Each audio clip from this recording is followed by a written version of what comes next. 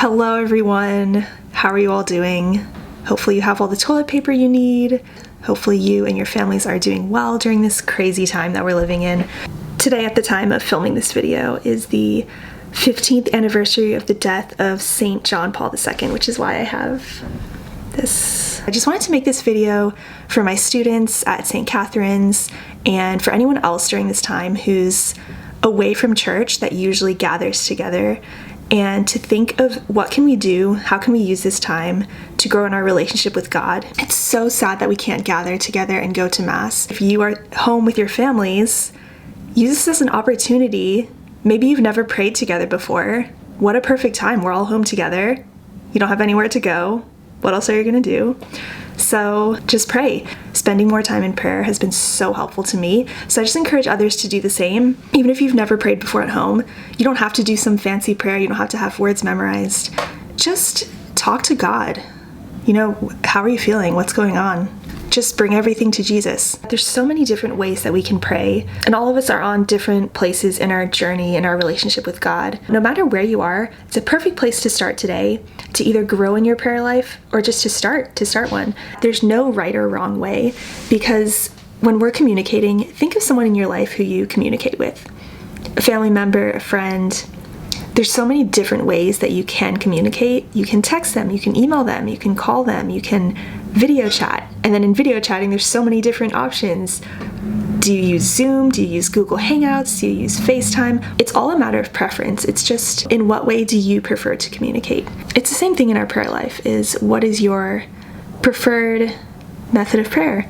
And for some people, they love praying the rosary. For others, they love just having 30 minutes of silence every morning with no words, just sitting in the stillness. Some people love to pray with scripture. Some people love to just say their own prayers. So it's really up to you. It's important to just do it. Another really good thing you can do is have a space in your home that's dedicated separately for prayer. Now that we can't go to church, we can make our own little home chapels or altars, or set up some candles. What I did is I just have a little table and I put a purple blanket over it, and every Sunday when I watch Mass, I put my computer up, and it's kind of like my going to Mass experience at home. There's a spiritual communion prayer that we can do even if we can't go to Mass and receive the Eucharist physically. We can pray a prayer of spiritual communion. I just hope that during this time everyone can find comfort in their faith, or if they don't have faith, they can come to faith, because that will really, really get us through this time. So I encourage everyone to just pray, grow in your relationships with God, start a relationship with God if you didn't have one before, and we will all get through this and all will be well. So for those of us who it can be easy to feel alone and isolated during this time, it's such a comforting thing to know that God is always there and He's always with us, always loves us through everything that goes on in our life, the good and the bad. Sometimes we think, where is God in this? Where is He? But to remember that He's always standing right by you, opening His arms, but we're the ones who turn away. We're never truly alone, because I think about, there's actually a story that I want to share that I've never really told. I've told a few people this before. For those of you who don't know, at my church there's a 5 p.m. Mass with the students, the first and second year confirmation students, and there's a few adults who come. It's usually pretty empty. And one particular day, I was sitting in the front of the church because I was doing one of the readings. I specifically remember looking out, seeing all the empty pews, thinking to myself, wow, no one is here. That day, it was particularly empty. There were like a few people sitting in the very, very back of the pews.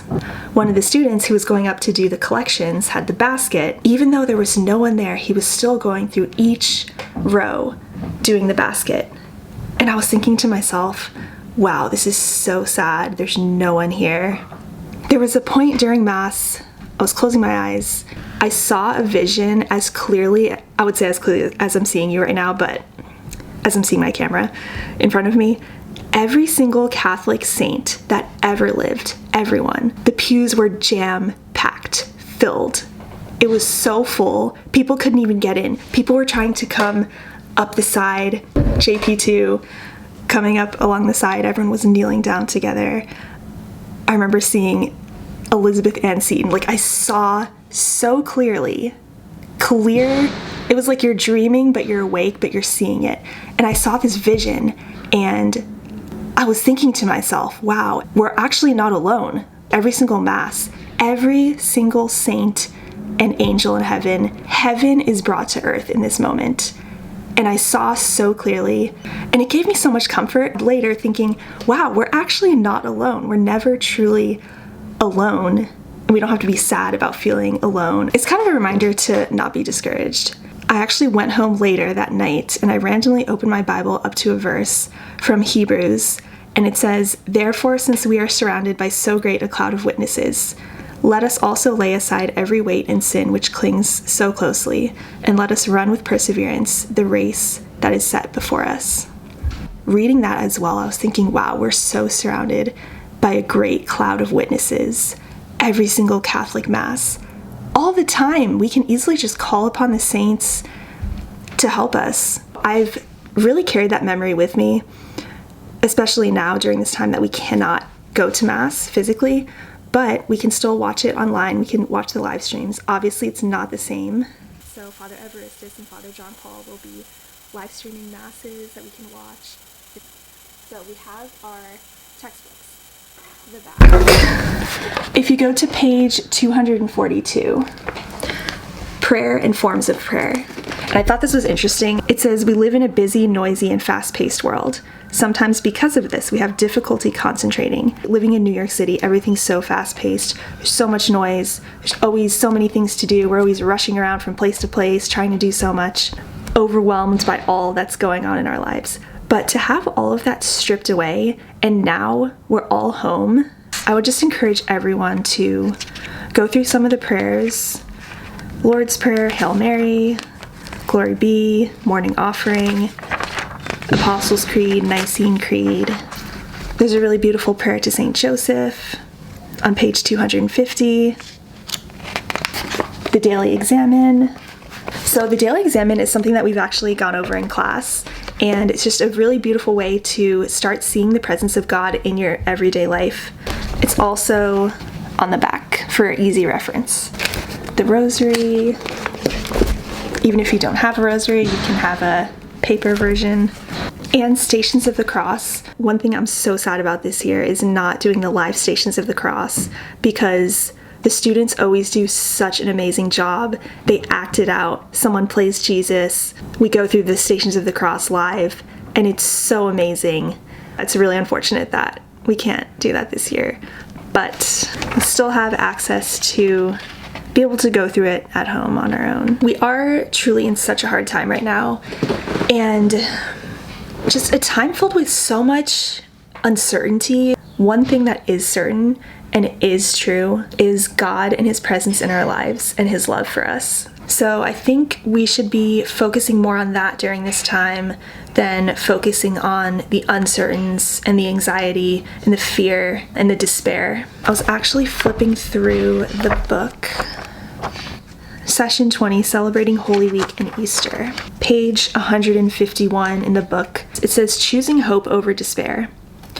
The word despair describes the feeling of utter hopelessness. When humans are filled with despair, they might feel as if they can no longer cope with life. Thankfully, despair doesn't have to be a permanent state.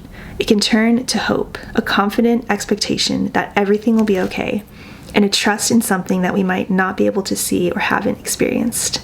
Also, on page 152, there is a little box on the bottom, and it says, "A beacon of hope." Think of a situation in the world today in which people might feel despair. Then on the lines below, write how you can serve as a beacon of hope for the people in the situation. So I think that's such a great thing to do right now as well. Just think about someone in your life who might be going through a hard time right now. Reach out, call them up, text them, see how they're doing, and think about how you can be a beacon of hope for others. The hope of the resurrection is present every time someone is freed from his or her despair. Human despair is linked to Jesus' suffering on the cross, and each compassionate response to despair is linked to Christ's resurrection. So I think at the end of the day, everything just comes down to trust. Just trusting and knowing that God is good and God will see us through everything in our life. The good times and the hard times, that He's always there, He's always present. It's really normal that all of us are going to feel darkness and sadness and feelings of hopelessness. But the important thing is to not sit with that and to remember that there's always hope. And if you have a Bible, definitely just start reading the scriptures. If you have a rosary, if you've been praying the rosary, maybe start praying the Divine Mercy Chaplet. It's such a beautiful prayer, I think during this time especially. So yeah, those are my recommendations. We just have to pray and to trust God and know that He loves us all the time, even if we don't feel like it. Know that He's always with us. I hope everyone's doing well. Thank you for watching this video. And just remember to have hope. Easter is coming, where we celebrate the resurrection of Jesus. Choose hope over despair.